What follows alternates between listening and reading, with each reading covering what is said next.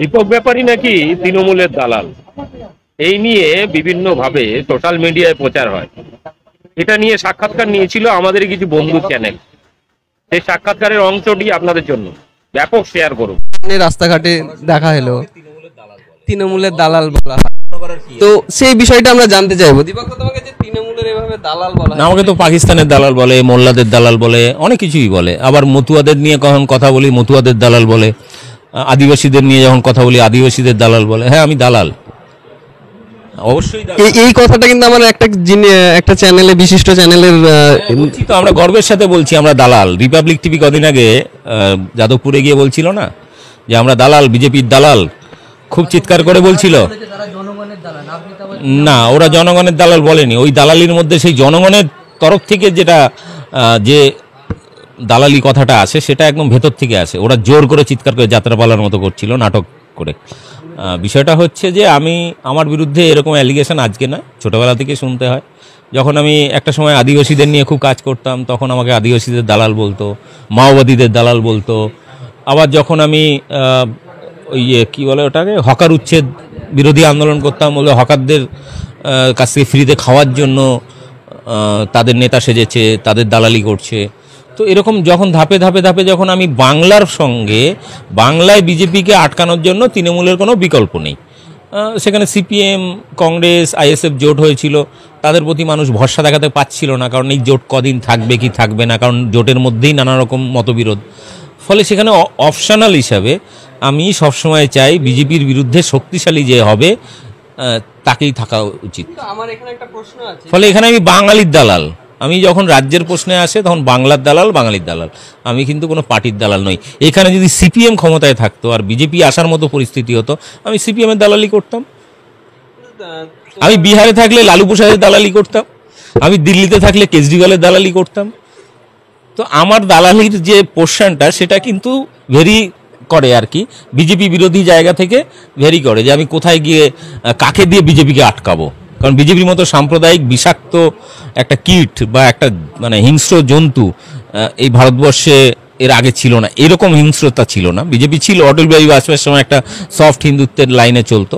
এখন যেটা চলছে সেটা হচ্ছে যে 2014 সালের পরে একটা নতুন ধরনের প্রাণী তৈরি করে ছেড়েছে বাজারে, একটা হিংস্র এক ধরনের, আমি বলি এটা হিংস্র একটা বাদর বাহিনী, যারা রামনবমীতে প্যান্ডেল না করে তারা পুজো করে না, সেটা মসজিদে গিয়ে পুজো করে। মানে ওরা বোঝাতে চায় রাম ইসলাম গ্রহণ করে মসজিদেই ঘুমিয়ে আছে বা শুয়ে আছে বা প্রার্থনা করছে, ওখানে গিয়ে রামকে টেনে বের করতে হবে, তার জন্য বাইরে ডিজে বাজাতে হবে, মসজিদের ছাদে গিয়ে গেরুয়া ঝান্ডা লাগাতে হবে। এরকম তো ধর্ম আমরা দেখিনি, হিন্দু ধর্ম। তো আমি এর বিরোধিতা করি। আমাকে আবার হিন্দু বিরোধী তকমা দিয়ে দেওয়া, মোল্লাদের দালাল বলা হয়।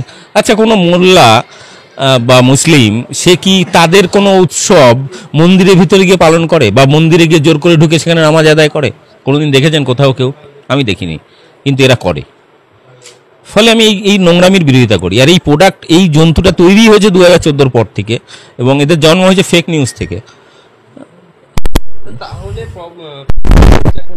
তৃণমূল কি কোনো ভুল করে না যে আপনি তৃণমূলের কোনো? প্রচুর আছে, লোকাল থেকে শুরু করে ওপর পর্যন্ত প্রচুর দুর্নীতি হয়। সেই সব নিয়ে আপনি কথা বলেন না কেন? প্রথমত আমাদের সমাজ ব্যবস্থায় যা, এখানে দুর্নীতি ছাড়া না রাজনীতি চলে না সমাজ চলে। যেমন আমি সাপোজ আমি একটা স্কুলে ভর্তি করতে যাচ্ছি নিজের মেয়েকে, এবার দেখা গেল সেখানে পরীক্ষায় চান্স পেল না, আমি কি করব? আমার মেয়েকে এই স্কুলেই ভর্তি করাবো, তার জন্য গিয়ে হেডমাস্টারকে বা ওই পরিচালক সমিতির যারা সভাপতি থাকে তাকে গিয়ে আমি হয়তো ফিজ 10,000 টাকা, আমি গিয়ে তাকে 1 লাখ টাকা গুঁজে দিলাম, আমার মেয়েকে স্কুলেই পড়াবো। আবার কোনো একটা অফিসে আমি দেখছি যে একটা কাগজ বের করতে গেছি, সেখানে বলছি এটা এখন জমা করে যান ফর্ম, এটা ভেরিফিকেশন হয়ে 3 মাস পরে, কিন্তু আমার লাগবে হচ্ছে 15 দিনের মধ্যে। আমি কি করলাম? অফিসের কাউকে 500 টাকা ঘুষ দিয়ে আমি ওই কাজটা আদায় করলাম 5 দিনের মধ্যে। তো দুর্নীতিটা একদম নিচু লেভেল থেকে উপর লেভেল পর্যন্ত, এবং দুর্নীতিটা আমাদের মধ্যেই ঢুকে আছে, সাধারণ পাবলিকের মধ্যে।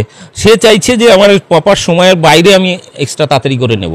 ফলে দুর্নীতি যেখানে প্রতিটা মানুষের রন্ধ্রে রন্ধ্রে ঢুকে আছে, সেখানে দুর্নীতিমুক্ত সমাজ গড়ব, এই ধরনের যারা ডিমান্ড করে তারাই সবচেয়ে বড় দুর্নীতিবাজ। কার কথা বলছেন? যারা দুর্নীতির অভিযোগ করছে সে বিজেপি। বিজেপি যে দুর্নীতি করেছে, ব্রিটিশরাও মনে এত বড় দুর্নীতি করেনি বা দেশকে খোকলা করেনি। আমার এখন আমি আজকে বিজেপির প্রসঙ্গে যাচ্ছি না, আমি আজকে শুধু দীপক ব্যাপারীর প্রসঙ্গেই থাকবো। দীপক ব্যাপারী কি সত্যি তৃণমূলের কাছ থেকে কিছু পায় টেবিলের তলাতে? আমার প্রয়োজন হয় না। বিজেপি তো 2019-এ আমাকে অফার দিয়েছিল ফেসবুকে লেখালেখি ভিডিও করা বন্ধ করে দাও, তখন ইউটিউবে আসেনি। মাসে 3 লাখ টাকা দেবে বলেছিল, ওদের মাসে আইটি সেলের ইনচার্জ হতে বলেছিল ওয়েস্ট বেঙ্গলের একটা, মানে দক্ষিণবঙ্গের। আমার কাছে সমস্ত WhatsApp chat, Messenger chat, phone call সব ছিল আমার কাছে ওই সময়। আমি তো বলছিলাম ফেসবুকে ছেড়েই দেবো, আর ছাড়িনি, ইলেকশন চলে এলো তার জন্য। তো অফার ছিল, বিভিন্ন রাজনৈতিক দল থেকে অফার ছিল, আমার প্রয়োজনই পড়ে না, কারণ আমার নিজের ইউটিউব চ্যানেল থেকে যে আর্নিং হয়, আমার বউ চাকরি করে, মেয়ে এই রিসেন্ট চাকরি পেলো, আমার প্রয়োজনই নেই ভাই। আমি ওই সেই ছেঁড়া ফাটা পাঞ্জাবি, একটা পুরনো জিন্স এই পরে ঘুরতে অভ্যস্ত। আমার আগে করে আজকে নয়, ছোটবেলা থেকে এই ড্রেস পছন্দ। আমার কাছে একটু মানে কি বলবো, সন্ন্যাসী টাইপ, যাযাবর টাইপ জীবনযাপন আমার পছন্দ হয়। আমার জন্য বাড়ি গাড়ি অমুক তমুক আমার পছন্দ নয়, বা বিশাল পয়সা থাকবে এরকম পছন্দ নয় আমার। দীপক ব্যাপারীও কি বাংলার মুখ্যমন্ত্রীর মতো হাই চপ পোলার সাদা শাড়ি এতেই সন্তুষ্ট? দেখুন, আমার যেমন এটা হ্যাবিট, ওনার হয়তো হ্যাবিটে পরিণত হয়েছে, নাহলে উনিও চিফ মিনিস্টার।